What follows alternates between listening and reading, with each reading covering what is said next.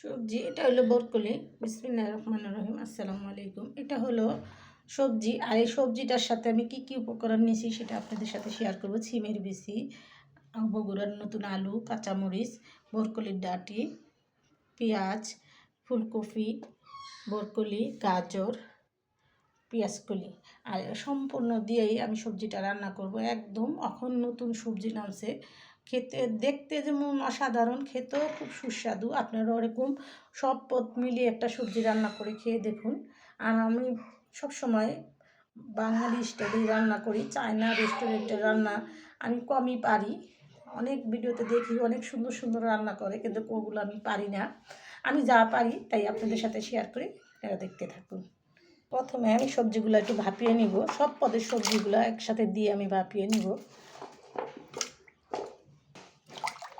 সিমের বিচি, গুঁড়া আলু, দেশি কপিটা এনে রাখছিলাম, এটা একটু কালো কালো হয়ে গেছে, কালকে আনছি, তো যাই হোক খাওয়া যাব, সেটাই আপনাদের সাথে শেয়ার করতেছি। এখন নতুন সবজি বেশি বেশি রান্না করে খাবেন। আর এগুলো আমি সবগুলো একটু ভাপিয়ে নেব। ফিরে আসবো 2 মিনিট পর।